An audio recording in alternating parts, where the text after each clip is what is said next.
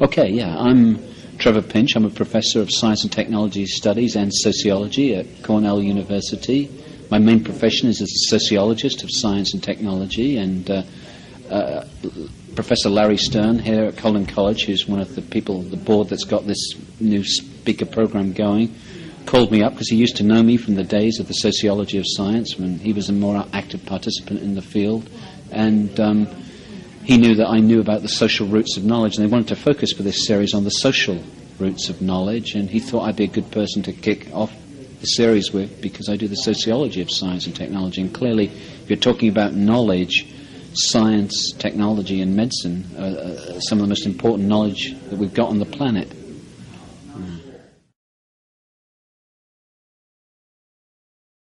Yeah.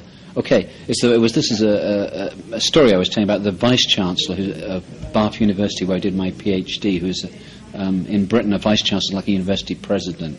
And this guy, Paul Matthews, had been a professor of physics of mine at Imperial College, where I did my undergraduate degree in physics. And when he came to Vice Chancellor at Bath, he asked if he could have lunch with me, and I said, sure, and it would be fun to have lunch with the Vice Chancellor. I'm honoured. And we started off the lunch, and the first thing he said was, I think he meant this a bit of a joke, but it did tell me something. He said, Trevor, how could you do it? I said, what do you mean, do what, Professor Mo? He said, leave physics for sociology. And, of course, what he was pointing to then is there is a hierarchy in the sciences, and physics is the so-called queen of the science. I think it's been replaced by molecular biology these days, but it was certainly high up there, and sociology is low on the totem pole.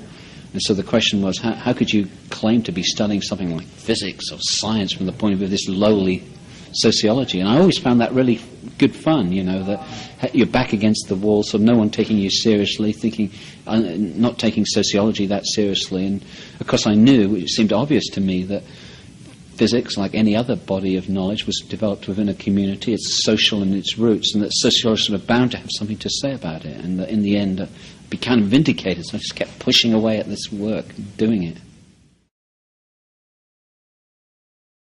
Well, first of all, I reject it. I did use the term hard and soft, but I did point out that these are something gender-based metaphors, and metaphors are in any subject, and this hierarchy works out for hard, sort of a male metaphor versus soft, a female, and so I wouldn't use that language myself now, but it's a good question because I've noticed that there are lots of people with physics background in my field of science and technology studies, and I think there is something about the training of physicists that helps you in this field. It not only helps you you want to do a study in a technical area because you've got the mathematical background and the understanding of the concepts, although some biology I find much too difficult, but most of the physical sciences I can deal with. But also I found it helps in the clarity of thought, that physics was always about, what appealed to me is find the underlying causes, the underlying laws of things. And that's what I kind of like about the sociology of science. We're trying to find the social laws, the social underpinning, and I always like that way of working. I don't use, the sort of study I do is much more ethnographic and qualitative. I sit and chat and watch scientists at work and engineers at work, and that's my main sort of method. So the sort of quantitative methodological techniques that you have in physics and math, I don't find myself using much of those in my own research, though I respect them, but I don't use them myself.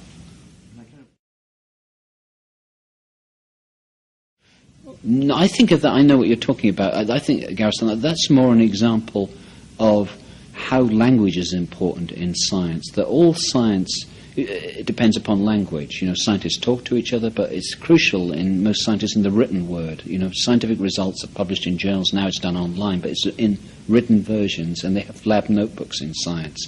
So I'm particularly interested in the process of writing. There's a lot of interest in that.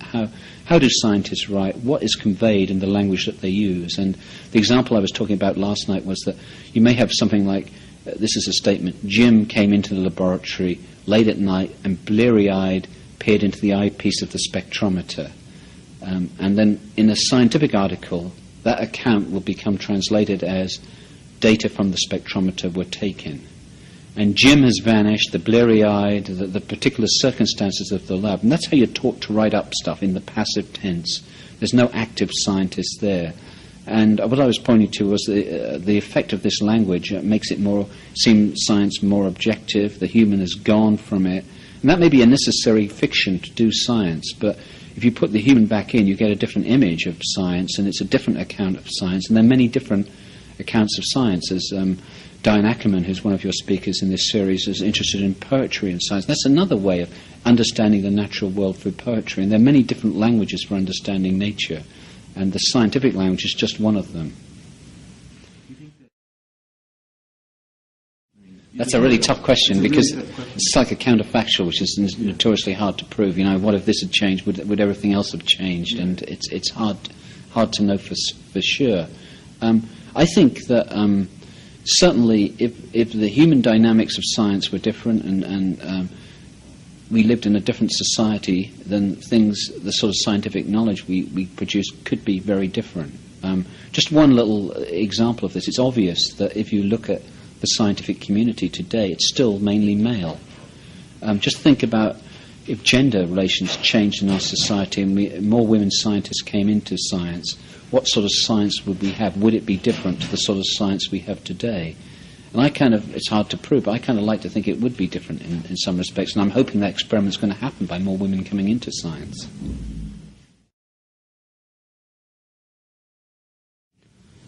Not always. Sometimes it's good as well. You know, sometimes it's seen as Frankenstein, as Frankenfoods, genetically modified foods people don't like, certainly in Europe.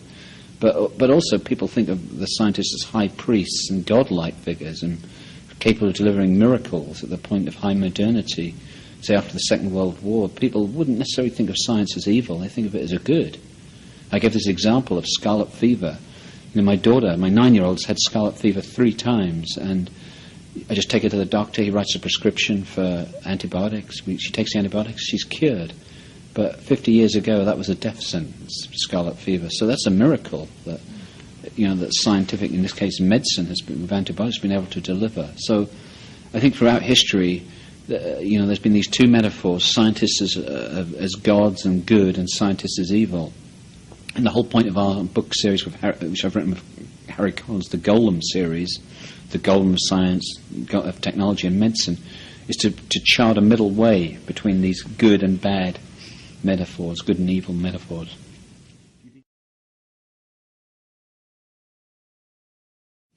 Yeah, so it's a sort of a reflexive question. Do I apply, I talk about good and evil and the golem to scientists, but what about myself as a social scientist studying scientists? Do I think about myself in terms of these same metaphors? And yeah, I would like to think it does apply to me. And again, in my own work, I try and strike the middle ground between, I don't present my work as being, I'm delivering these truths from the mountain, I'm the crusader for good, or I don't think it's particularly evil. I think it's somewhere in between the two. And one always has to remember the unintended consequences of all research, that, your stuff is taken by people and used in ways you never expect, and you can only control so much of that process. And so, I try and control it, but it's quite possible someone could use what I've said about science and twist it, and that's already happened. I've seen on fundamentalist websites, people saying Collins and Pinch have shown science is not what it's cracked up to be, therefore we need to turn the clock back and go back to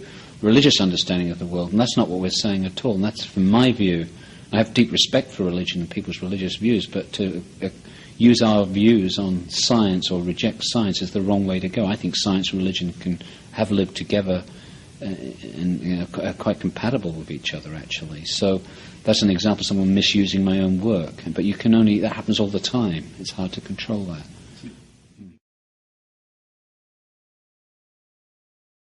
Yeah, well, these books I've been writing and the teaching I do at Cornell and these sort of lectures here at Collin College, I present it to the engineers and scientists in my audience. And at Cornell, I have a big class of 120. Most of them are scientists and engineers. I say, most of the time, and I've been a physics student myself, so I know what I'm talking about here, you're going to be in the lab, you're going to be doing problem sets, you're going to be really busy cranking this stuff out.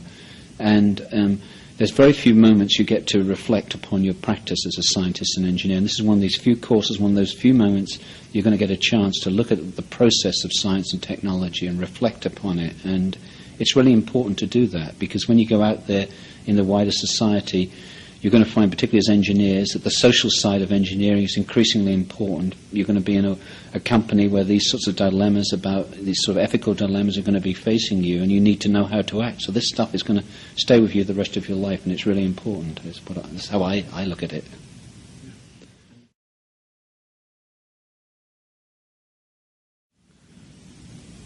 Yeah, balance is the way I think one wants to strive for. One wants to avoid, to use another metaphor, flip-flop, like from electronics, flip-flop thinking about science, where science promises too much, overweening certainty. You go to the opposite, the flip, or the flop, whatever it is, to the other viewpoint of, scientists as evil. It's all a political conspiracy. We don't trust scientists. They should be trusted as experts, like any other expert group. And you need this middle path through this. This is what I'm trying to argue for and counsel for.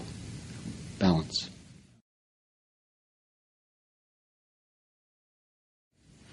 Okay, well, the example I was using last night was a drawing by a famous philosopher, Wittgenstein, of a figure that could be looked at as a duck or as a rabbit, and I was pointing out that you could switch between one and the other, and that the photons on the retinas of our eyes hadn't changed between the two, but the conceptual meaning we made of it was very, very different. And the scientific data is the same as that. There's nothing that it's not that the photons come in from scientific data or whatever the source of information about the natural world saying, interpret me this way. We have to do the process of interpretation. We have to read into nature whatever we want to read into nature.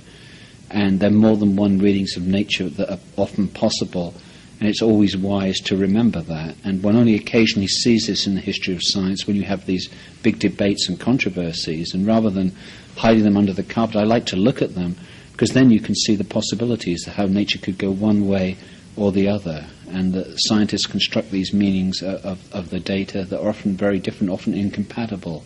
And it's not that the data supports one or the other, it often will support both readings, but eventually more data comes in, scientists work hard, they build a consensus within their community and arrive at what they call the truth about the world. And that's often a messy, hard-fought process. And I'm seeing the realities of that sort of process is what I'm kind of hoping for, and what I use those metaphors of ducks and rabbits for.